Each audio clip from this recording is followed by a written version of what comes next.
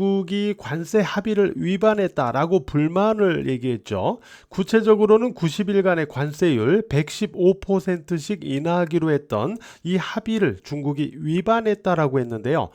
여기다가 트럼프 행정부가 중국 기술 분야에 대해서 더 광범위한 제재를 계획하고 있다. 이렇게 외신 보도도 나왔어요.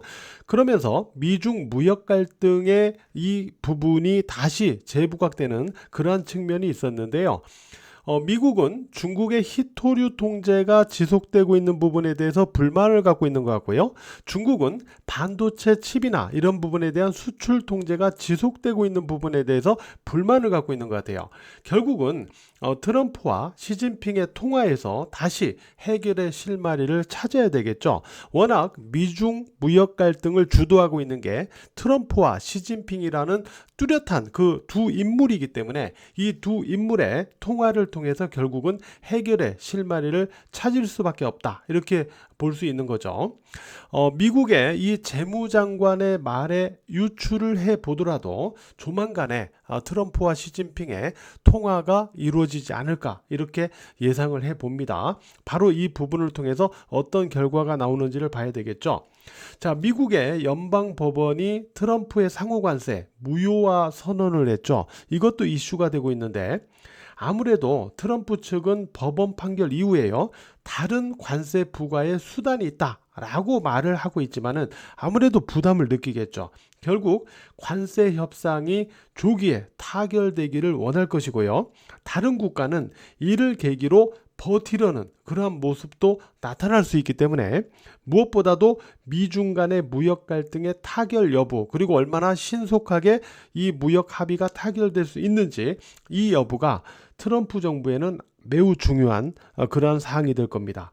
따라서 여러 가지를 놓고 본다면 지금은 트럼프에서 다시 시진핑으로 다시 주도권이 약간은 더 넘어가 있는 그러한 상황이 아닌가 이렇게 예상이 되는데, 두 정상 간의 통화에서 어떤 결과가 나오는지 이게 중요하다라고 말씀드렸죠. 아마 조만간에 통화가 이루어질 가능성이 높다 이렇게 보시면 될 것 같고요.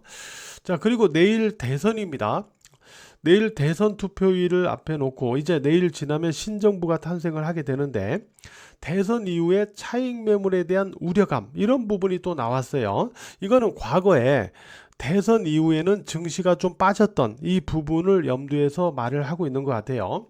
오늘 코스피 지수도요, 지난주의 고점 2720포인트 쪽으로 상승했다가 다시 급격하게 마이너스권으로 되밀리는 그런 모습이 있었어요. 그러면서 대선을 앞두고 좀 차익 매물이 나오는 게 아닌가 이런 우려감도 주긴 했는데, 오늘 보합 우위 약간 플러스로 마감이 됐죠. 그런데 이 부분에 대해서 저는 너무 크게 우려할 필요는 없지 않을까라고 생각하는 두 가지 측면이 있는데, 그중 한 가지는 뭐냐면 바로 이 코스닥 지수예요. 코스피와 다르게 코스닥 지수는 반등 이후에 이와 같이 차익 매물이든 대기 매물을 소화하는 측면을 많이 거쳤단 말이에요. 매물 소화를 많이 거친 상태이기 때문에 코스닥 시장은 상대적으로 대선 이후에 어떤 차익 매물 이 부분에 대한 부담이 적어요. 오늘도 코스피 지수가 밀릴 때 코스닥 지수는 그래도 버텨주는 이유가 바로 이러한 매물 소화 구간을 많이 거쳤기 때문이죠. 그리고 또 한 가지는 오늘 시세적인 부분에서 솔트룩스, 그리고 플리토, 코난테크, 이스트소프트, 이러한 종목들이 오늘 상승세를 보였습니다. 이러한 AI 소프트웨어 관련주들이 상승세를 보인 이유가 뭐냐면, 앞에서 이재명 대선 후보가 AI 100조 투자 공약을 내놨었죠. 바로 이때 이렇게 이 관련주들의 주가 상승이 나타났었죠. 이때죠. 코난테크 이럴 때 상승이 이렇게 들어갔었죠. 이스트소프트도 이때 상승이 들어가고. 자, 이 종목들이 내일 대선을 앞에 놓고 다시 한번 시세가 부각된 거죠. 그러니까 이 100조 AI 100조 투자 공약이 다시 한번 부각되면서 이 부분을 신경을 쓰면서 오늘 이쪽 관련주들이 다시 상승을 한 건데, 이 얘기는 뭐냐면은 신정부가 이제 출범을 하게 될 거고, 신정부 출범을 하면서 이제 대선 기간 구체적인 공약으로 나왔던 이 부분에서 실현 가능성이 높은 부분은 결국 다시 압축 선별되면서 그 수혜주들은 또 상승을 할 수 있다라는 거예요. 그러니까 대선 공약이 나오면서 상승했던 종목들도 이후에 또 차익 매물이나 매물 소화 과정을 거쳤잖아요. 그러한 종목 중에서 신정부의 대선 공약 정책이 실질적으로 실행될 가능성이 높은 쪽, 예를 들어서 AI는 글로벌 대세이기 때문에 신정부가 이를 추진하지 않을 수가 없습니다. 이런 부분들은 결국 압축 선별돼 가지고 다시 또 주가가 상승을 시도할 가능성이 있다라고 볼 수 있거든요. 그래서 이 두 가지 측면을 놓고 볼 때 대선 이후에 차익 매물이 출회될 수 있다라고 하는 이 경계 심리는 물론 나올 수 있지만은 너무 크게 가질 필요는 없다라고 저는 보고 있어요. 물론 코스피나 이런 쪽은 자, 지수적인 측면에서 우리가 생각을 해볼 때 자, 앞에 전고점이었던 2680포인트입니다. 바로 이 부분을 기준으로 우리가 생각을 해보면요. 2680포인트 위에서는 매물 공방이 있을 수도 있고 윗꼬리가 있을 수도 있고 음봉이 있을 수도 있어요. 그러나 2680포인트를 하향하지 않으면 아직은 반등 기조가 살아있다 라고 봐야 되는 거죠. 제가 금요일날 코스피 지수가 음봉으로 마이너스가 나올 때 우리 주식장인과 똑딱이 멤버십 분들에게 코스피 지수 빠지지만 2680포인트를 하향하지 않으면 아직은 패턴이 훼손된 건 아닙니다. 아직은 문제가 없습니다 라고 했거든요. 결국 오늘 다시 또 위로 반등을 시도했죠. 물론 2680포인트를 하향하게 되면 매물 출의 강도가 좀 더 강해지면서 이에 대해서는 약간 단기적인 리스크 관리가 필요할 수는 있어요. 분명히. 그러나 2680포인트를 지지하는 우위의 흐름에서는 아직까지는 반등 기조가 살아있다. 이렇게 보면서 대응을 해야 될 거예요. 그래서 대선 이후 후속적인 어떤 지수의 흐름에 있어서 코스피는 바로 이 기준을 가지고 판단을 하고 대응을 해야 되겠죠. 그러나 코스닥 지수는 앞에서도 제가 말씀드렸지만 이미 매물 소화를 많이 거치면서 움직여 왔고요.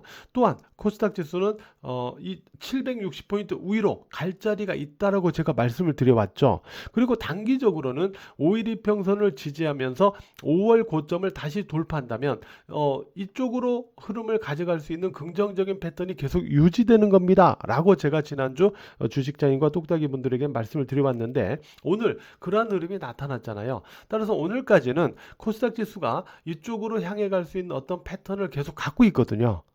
그래서 아래쪽으로 5일 이평선 그리고 제가 기준점으로 말씀드려왔던 725포인트 이러한 부분들을 각각 하향하지 않는 한은 코스닥에 대한 대선 이후에도 코스닥에 대한 760포인트 위로의 상승 기대감은 여전히 유효할 것이다 라고 저는 말씀을 드리도록 할게요. 그리고 제가 앞에서 또 어떤 부분들을 말씀드려 왔냐면은 제가 조방원 그러니까 조선 방산 원자력 이런 쪽을 말씀드리면서 또 한편으로는 어떤 쪽을 얘기해 왔죠? 업황 개선 섹터 어디였어요? 대표적으로 화장품과 엔터 이쪽을 얘기해 왔죠. 자, 엔터 쪽도 여전히 상승을 합니다. 자, 오늘 YG 엔터 한번 볼까요? YG 엔터를 보시면은 오늘도 또 고점을 높입니다. 그죠? 그래서 우리가 이 엔터 쪽도 우리 주식장인과 실제 그 멤버십, 똑딱이 멤버십 분들도 지금 매매를 했거든요. YG 엔터도 매매를 했고 또 다른 엔터 관련주도 매매를 하고 그죠? 그래서 이런 쪽은 계속 업황 개선 기대주 그런 섹터로서 우리가 매매를 해줘야 된다는 거예요. 그래서 YG엔터의 고점을 높이는 이 부분에서 계속 우리가 이 부분을 확인할 수 있고 그 다음에 화장품 쪽도 아모레퍼시픽 그러니까 화장품에서 아모레퍼시픽이 이렇게 올라가고 나서 조정이 나올 때 이게 과연 끝났느냐 이거예요. 저는 끝나지 않았다라고 보고 21 이평선 접근하는 이 조종에서 오히려 저가 매수를 하자라고 말씀드렸고 주식장인과 멤버십 분들은 여기서 저가 매수 이후에 이 상승으로 또 수익을 봤죠. 그리고 또 코스맥스도 역시 마찬가지예요. 코스맥스는 제가 여기서부터 말씀을 드려왔는데 쭉 올라오고 나서 이렇게 내려오죠. 그리고 지난주에 보면 이렇게 이틀간의 조종 음봉이 나옵니다. 그러나 제가 이때도 끝난 패턴이 아니다라고 그랬어요. 왜냐하면 이 종목은 전고점을 넘어가야 되는데 전고점을 넘어가지 않고 눌리는 거기 때문에 아직 끝난 패턴이 아닙니다라고 그랬어요. 결국 오늘 곧 전고점을 돌파하는 흐름이 나타났죠. 그래서 저는 금요일까지도 지난주 금요일까지도 코스맥스는 매수를 하시라고 말씀드렸어요. 그리고 오늘 상승과 전고점을 돌파하는 흐름에서 이를 확인했죠. 그래서 이러한 정책 수혜주, 신정부 정책 수혜주뿐만 아니라 업황 개선이든 조방원이든 이러한 주 있잖아요. AI 쪽, 이런 쪽, 궁극적으로 이러한 쪽, 제가 AI, 조방원, 그다음에 업황 개선 쪽 이런 쪽을 계속 말씀드려왔잖아요. 오늘 AI 소프트웨어 상승 그리고 엔터와 화장품 상승에서 이를 확인시켜주고 있는데 이러한 쪽은 계속해서 우리가 관심을 갖고 여전히 봐야 된다. 라는 부분을 말씀드리고 있어요. 이거는 대선 이후에도 마찬가지다. 오히려 이런 쪽에서 차익 매물이 대선 이후에 나온다면 오히려 저가 매수의 기회가 될 수 있다. 이런 부분도 또 우리가 염두에서 봐야 될 것 같고요. 어쨌든 간에 우리가 이 솔트룩스도 마찬가지입니다. 솔트룩스 이거 지난주 우리 주식장인과 멤버십 분들 매수 종목이에요. 그죠? 그리고 이 AI 소프트웨어는 이 솔트룩스를 지난주에 매수한 거 이외에 앞에서 다른 종목도 또 매수해서 보유를 하고 있죠. 두 종목 모두 오늘 상승세를 보이면서 수익을 줬는데 어쨌든 이런 쪽을 건드려 줘야만 수익이 나는 장세 영역입니다. 이런 부분을 이거는 뭐 대선 전뿐만 아니라 대선 이후도 마찬가지다라고 생각을 하시면서 물론 대선 이후 그러니까 6월 4일이 이제 신정부가 출범하면서 열리는 첫 번째 거래일인데 6월 4일에 차익 매물이 나오더라도 과연 어느 쪽으로 어떤 강도로 나오는가를 좀 살펴보세요. 너무 심하게 나오는 쪽은 안 되겠지만은 일단 어느 정도 버티거나 매물 소화가 뭐 그냥 견조하게 이루어지거나 이런다면은 우리가 보고자 했던 그러한 섹터는 대선 이후에도 계속 관심을 갖고 보자라고 말씀드리고 있고 또 한 가지는 이제 신정부가 출범하게 되면 그동안 대선 공약했던 섹터들이 있잖아요. 그쪽 중에서 구체적으로 실현 가능성이 높은 쪽을 압축 선별해서 여전히 매매할 필요가 있다는 겁니다. 대선 이후에도. 그냥 대선이 끝났다고 해서 대선 공약주라고 해서 끝난 게 아니라 대선 이후 신정부가 출범하면서 실질적으로 정책적으로 이제 실현 가능성이 높은 쪽. 아까 제가 AI 쪽은 실현 가능성이 어차피 높을 수밖에 없다라고 그랬잖아요. 글로벌적인 추세니까. 이러한 쪽은 압축 선별해서 우리가 계속 매매를 해야 될 것이다. 대선 이후에도. 이렇게 말씀을 드리도록 할게요. 자, 오늘 하루도 매매하시느라고 모두 고생 많으셨습니다.